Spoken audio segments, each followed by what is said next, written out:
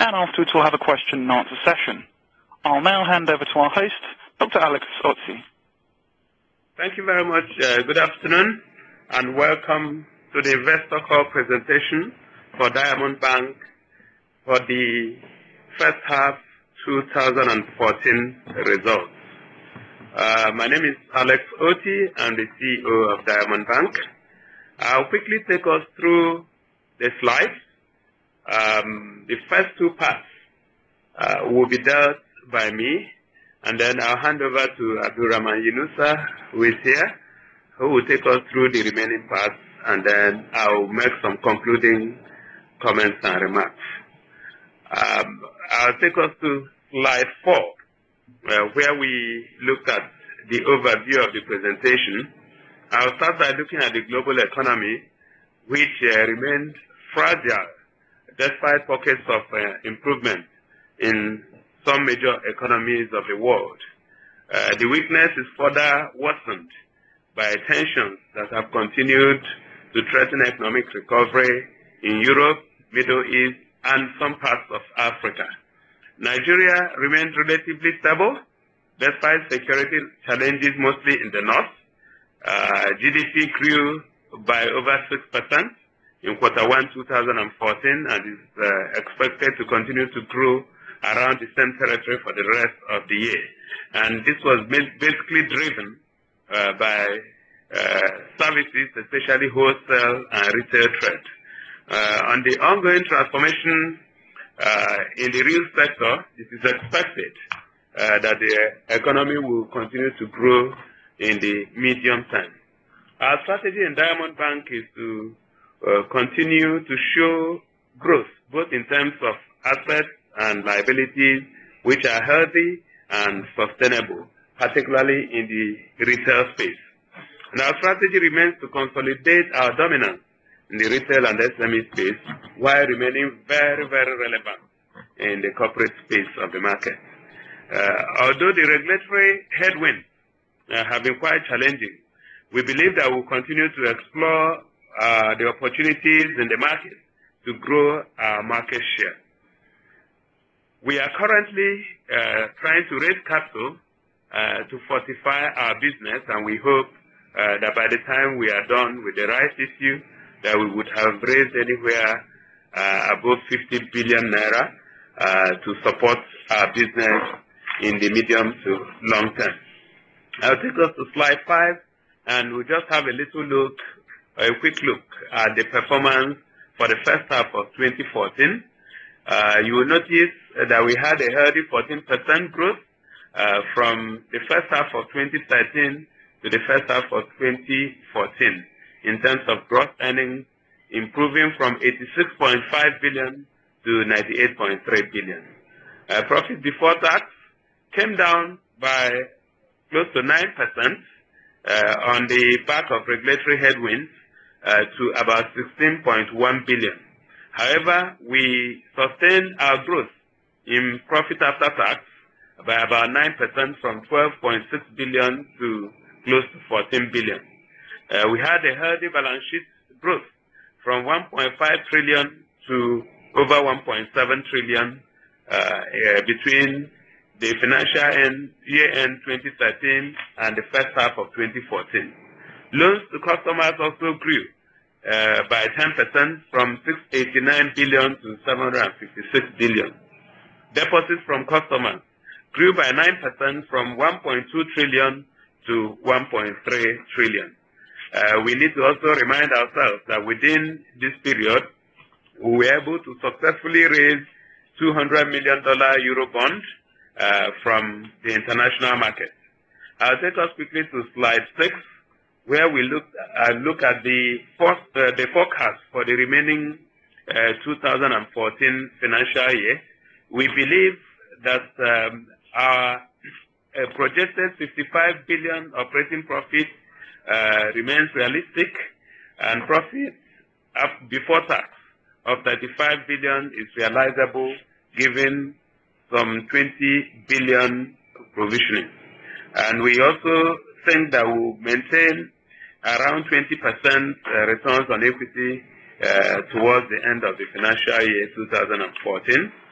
I'll take us to slide 7, and slide 7 just talks about the key issues in the rights issue that we are going to be raising. By the way, the rights issue is already open as at Wednesday, July 30, 2014. Closing date is expected to be August 26, 2014.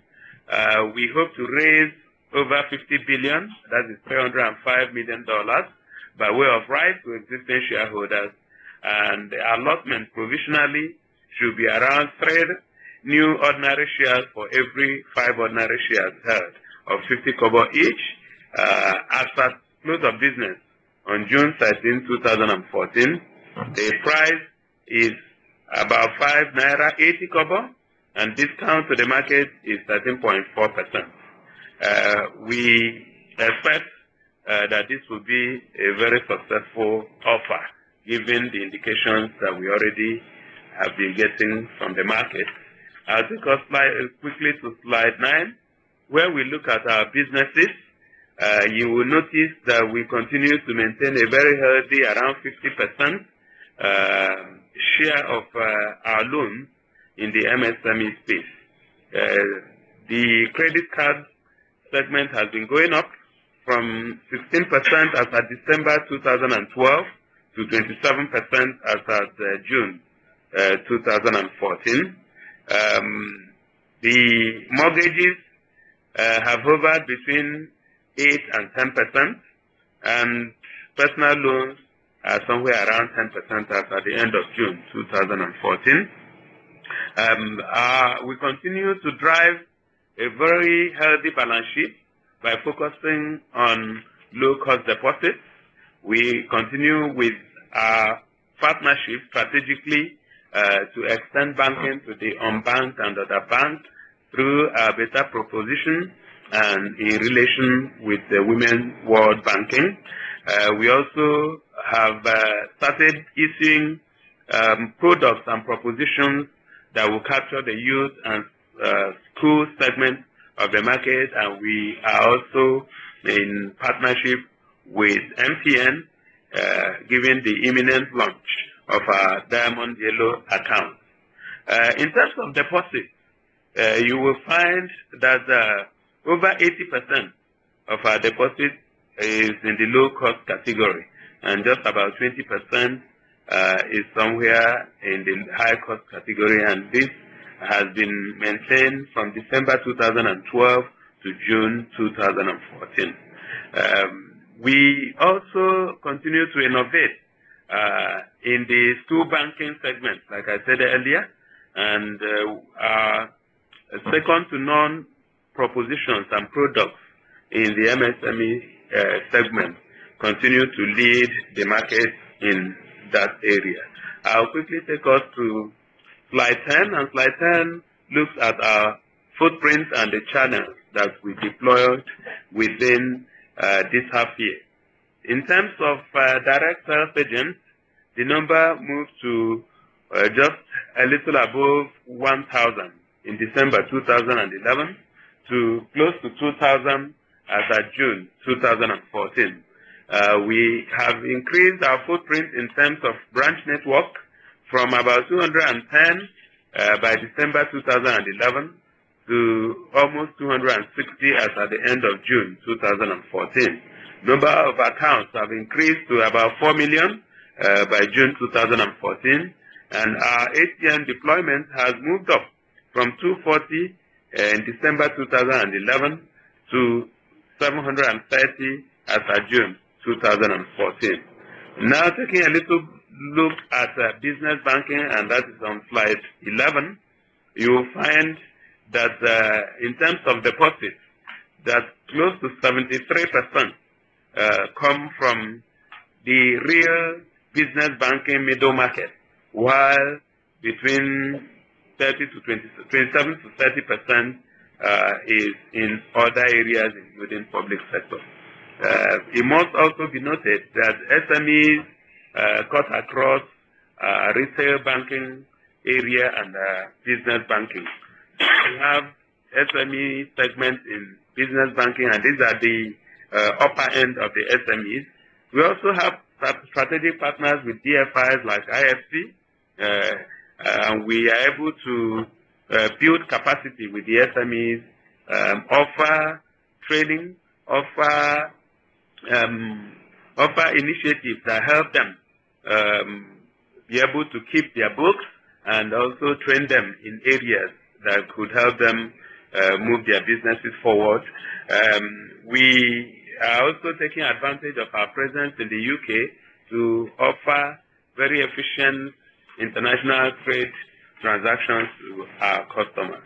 We'll quickly go to slide 12, where we take a peek into corporate banking. Like we had said earlier, our main focus is to remain very strong in the corporate segment of the market. And if you look at the slide, in terms of loan portfolio, about 64% as at June end in 2014 is in the energy area, and this is followed by institutional banking, which accounts for 20% of our loan book in the corporate space, and infrastructure and transport that accounts for 16% of the loan book. In terms of deposits, about 38% is in institutional banking, 33% in infrastructure, and 29% in energy business.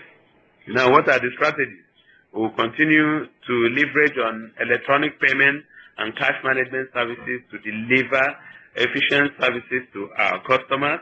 And we also work with DFIs, like we said earlier, multilateral agencies, to provide funding and on-lending activities to our customers in the corporate segment of the market.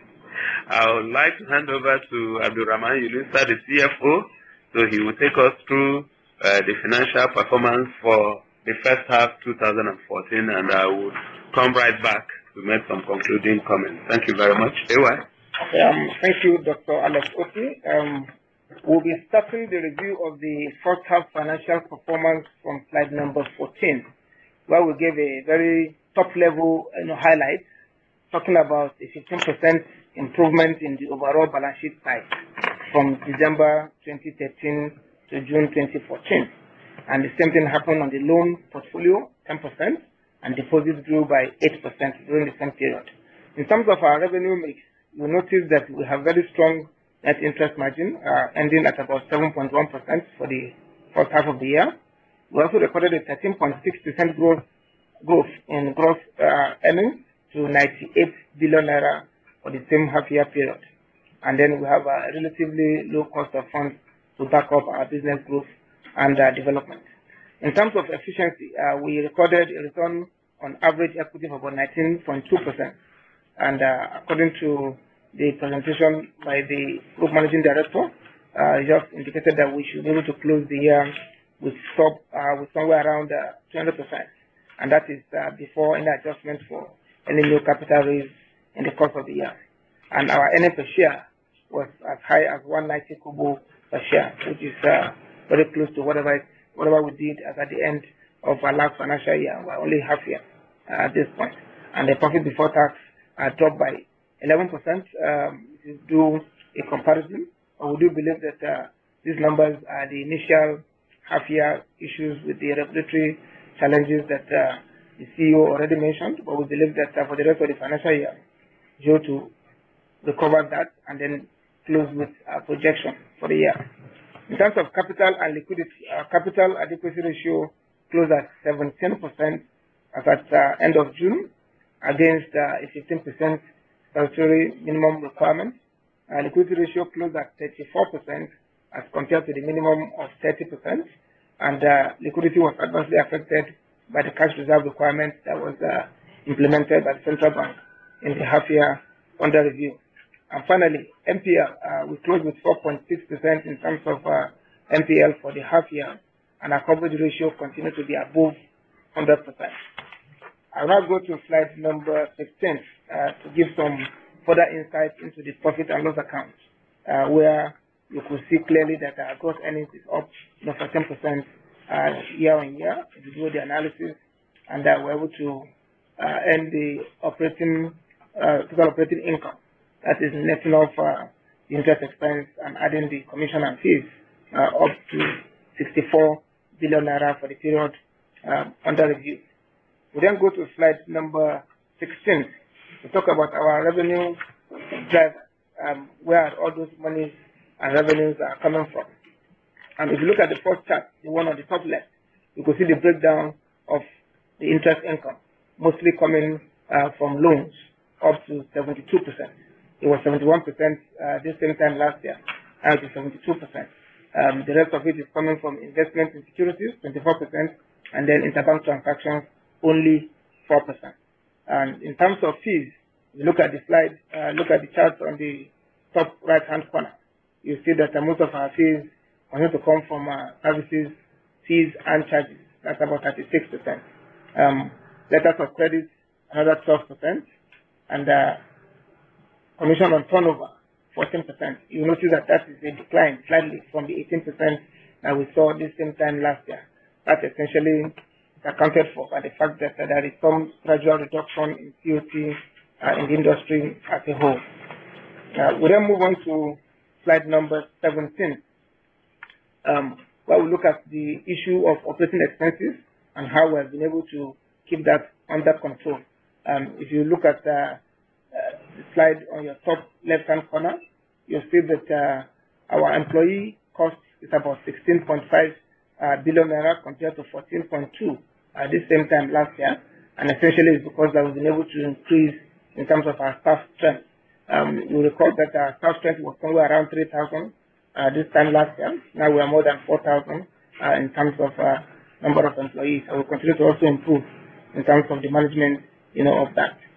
Cost to income ratio has come to 65% as at the end of June this year, from about 60% as at June of last year, essentially because of the reduction in the earning capacity because of the cash reserve requirement. But in terms of the cost themselves, it continues to be well managed given the space that we have to operate as a growing institution. We then go to slide number 18. I'll begin to look at the balance sheet side to see what are the businesses that we've done differently. This time last year, the overall balance sheet size was only 1.5 trillion. Now it is 1.7 trillion. Most of that came from deposits from customers, which used to be about 1.2 trillion as at December of 2013. That has now increased to 1.3 trillion. That's 100 billion growth in the space of time that we are reviewing.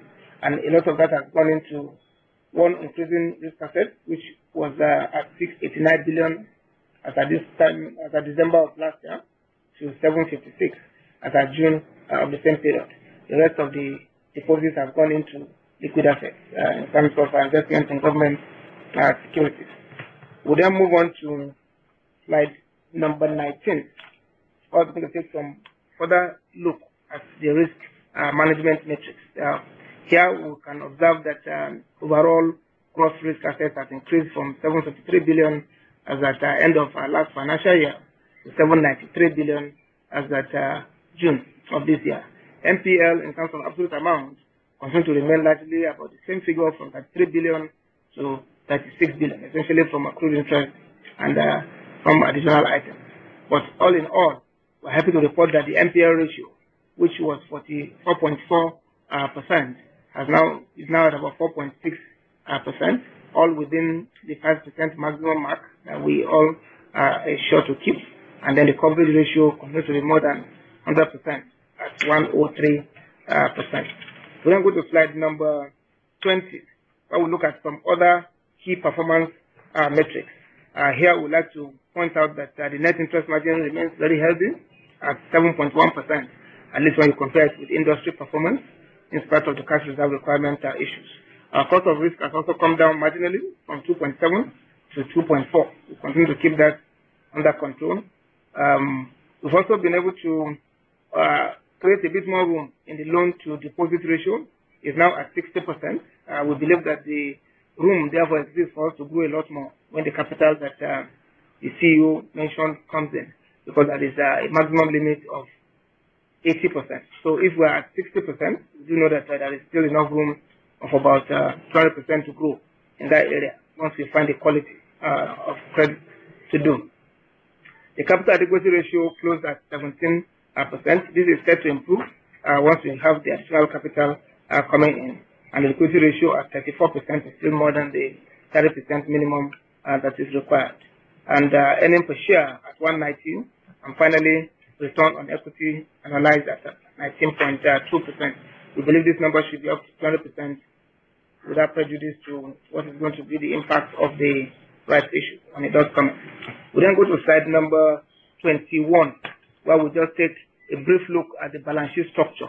There you can see that most of our deposits, most of the liabilities of the bank is actually funded, by deposits, and most of the loans are also funded by deposits. So in a way, we are not heavy players in the interbank market, at all. We then go to slide number 22, where we also look at the deposit structure, just to see in detail, how those contribution comes through. For example, if you look at the bottom left corner of the chart, you see how much of it came from retail, about 35%. How much of it came from business banking, about 42%. How much of it comes from corporate banking, about 19%. So essentially, we are still a bank that is largely driven by the deposit customer base. We then move to slide number 23, where we look a bit more into the loan growth statistics, just to see how, as far back as 2012, we were moving from 611 billion all the way to 793 billion at June 2014. So there has been very gradual and very measured, and very well calculated risk taking in the enterprise. We then move on to slide number 24, where we try to break down this loan portfolio into the sectors.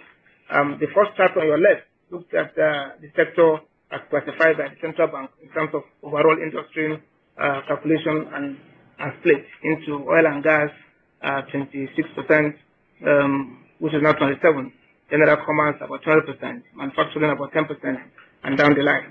But on the right-hand side, we've also been able to put another chart there, which has created a lot of interest in the past. We said, okay, let's add something here that breaks down the loan portfolio by our own business classification. So here you will see retail bank moving from about, say, 11% in 2013 December to about 12% in June 2014. Corporate bank, largely about the same thing, about from 58 to 57, and business banking at about 32 or 31%. Essentially, that's the breakdown of the risk assets by the business sector within the bank. I will then go to slide number 25, where we take another look at the NPL in terms of breakdown, just to see, first, if you look at the classification on the top right-hand corner, you notice that most of the compromised assets are in the area of doubtful, about 42%. Only about 28% is lost, and as much as 30% is still under substandard. So there's still a lot of room in there. So if we have a coverage that is more than 100%, it shows that clearly there is some prudence that's gone into the classification that we have in the book. We then go to slide number 26, where we then look again at the trend of the NPL ratio, how we were as high as 4.7 in December 2012 and came down, and we're now ending up at about 4.6. Coverage ratio continues to be very good. So if you have to write off even the entire NPL, it will not have any effect on the profitability of the institution because it's all been properly provisioned at that point in time. We then go to slide number 27, where we looked again at the issue of net interest margin, and you could see that just like the rest of the industry, once the cash reserve requirement effect began to kick into the system, we've seen some reduction. As at December of 2013, we're at about 8.1%. As at June of 2014, we're down to about 7.1%. But we believe that this is a temporary situation as long as CRR remains the way it is. If there is some change in that policy, then there may be some improvement in there. But whatever happens, the strategy of the bank is to continue to go into the retail space and use that opportunity to be able to mop up further low-cost deposits, to be able to moderate the effect of the cash reserve requirement. I will then go to the last slide that I will be discussing before giving it back to Dr. Alex Oti in the area of capital and liquidity. Clearly, on the capital adequacy side, we are at 17. Minimum is 15%, so that is a headroom of about 2%. But we do believe that after the capital call that we're doing in the rights issue, that number is largely set to improve. And then finally, in terms of liquidity, we closed the half year with 34% versus the minimum of 30%. So Dr. Alex Otis, back to you. Thank you very much. Distinguished ladies and gentlemen, I'll just take us through some concluding remarks. From the presentation so far, it is very clear that the bank remains very resilient in spite of the regulatory headwinds. I need not remind us that the full impact of the cash reserve requirement, 75% for public sector and 12 to 15% for private sector deposits, hit home within the first half of this financial year, and that accounts for some of the chemistries that we've seen in the numbers. But in spite of that, we are positioned to continue to grow our bank in a very healthy manner. We may have to do a whole lot more volume to retain the numbers that we have set for ourselves as targets. But we believe that we are well positioned to do that. We have the enabling technology, and we have the right kind of people with the right kind of skills. We continue to grow. The numbers have grown in terms of headcount by 1,000 people within within 1 year. But the branches have also grown and will continue to grow. The new central bank leadership has set a three-pronged policy. Stability in terms of prices, stability in exchange rate, and real sector development. And for us, we believe that we are well positioned to not only to assist the new regime in trying to get to the results that they set out for themselves, but also to grow our bank, taking advantage of some of these canals to impact the society where we operate in. In order to support our rapidly growing business, we have said that we already are making a capital call, and the rights issue has opened, and we believe that it's going to be a resounding success by the time it comes to an end towards the end of this financial year. For the remaining half of the year, we believe that the bank will continue to grow, not only in the area of the retail segment, but also in the corporate segment of the market. And we believe that our guidance, which we had earlier talked about, is achievable within the financial year. So at this point, I would like to thank you for listening, and I'll be happy, together with my colleagues, to take questions at this time. Thank you very much. If you would like to ask a question, please dial 01 on your telephone keypad now to enter the queue. Once your name has been announced, you can ask your question. If you find your question is answered before it's your turn to speak, you can dial 02 to cancel your question at any point. So once again, it's 01 to ask a question, or 02 if you need to cancel. There'll be a brief pause now whilst questions are registered.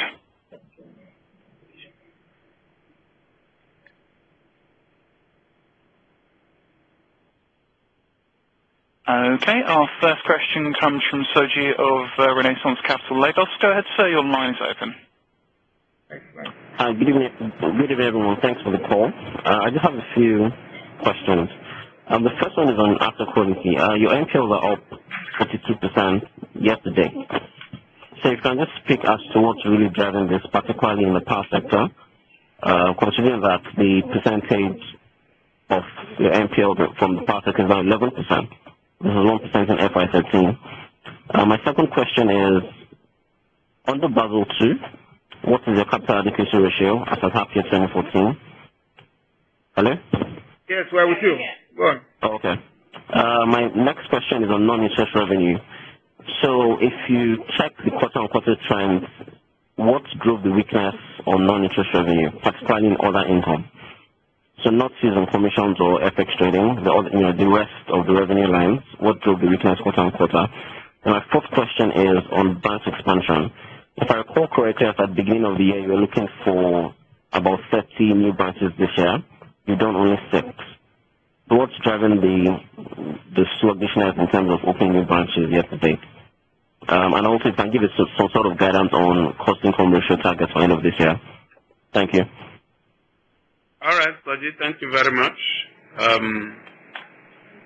There are 5 questions in all. Maybe I'll start with the branch expansion. You agree with me that opening of branches don't happen in a day. A lot of the branches we intend to open within the financial year are in different stages of completion. I can tell you that at the end of July, I think we have close to 265 branches that have been opened, and a whole lot of others are different stages of completion. If we are unable to do 30 branches in the year, we will do very close to that. But I'm very positive that we'll be able to open the number of branches that we had mapped out. There's a question on asset quality, particularly with reference to power sector. I believe Carol will be able to handle that in addition to the Basel II capital adequacy ratio.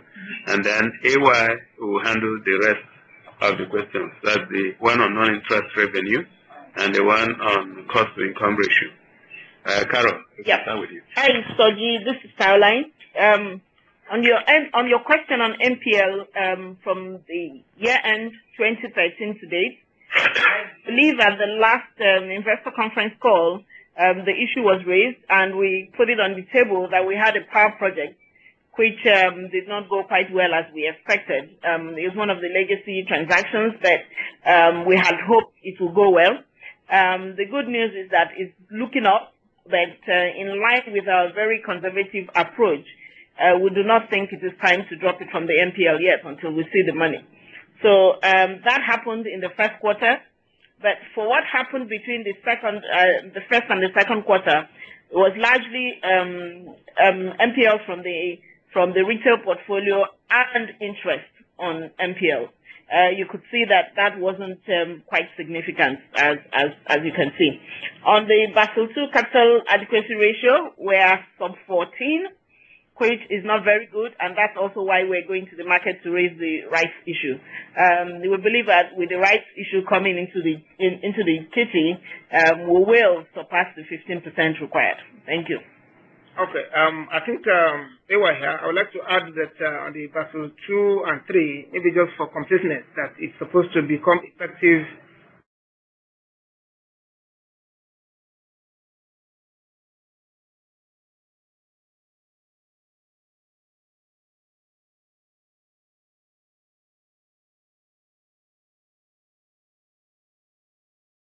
by that.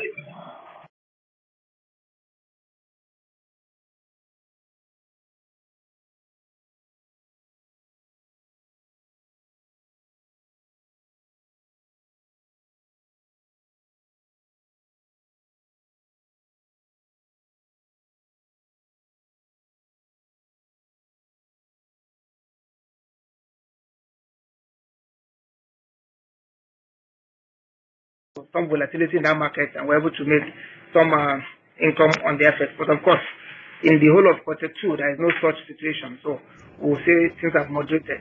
So in effect, therefore, we'll say that what we have seen is more like the normal situation rather than the exception. The last question has to do with the cost-to-income ratio. We are still targeting our 60% for this year. Never mind that it's 65 at this point. And the reason is because once we're able to grow the revenues that we've all talked about, then the cost-to-income ratio, we should be able to moderate back to 60%.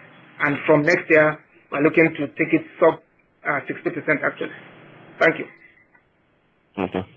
Thank you very much. Carol, the past sector NPL, is that geometric, or it's one of the new loans you did last year?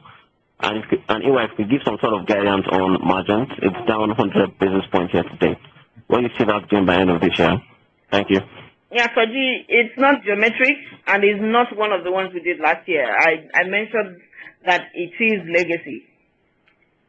Okay, thank you. Thank you. Okay, and then for the net interest margin that you said is down 100 basis points, yes, we are now at 7.1, and we believe, except something dramatic again happens in the cash reserve requirement area or anything in the regulatory area, I think 7% is a reasonable figure to expect for the year.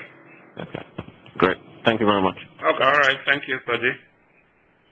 Thank you. Our next question comes from Bertrand of LFPE. Go ahead, sir. Your line's open.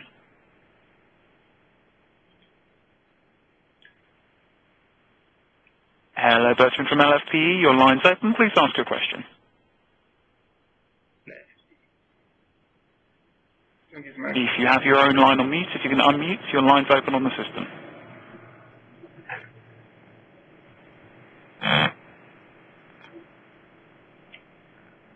Okay, Bertrand, I'm going to try you one more time. Bertrand from LFPE in France, if you'd like to ask a question, please go ahead.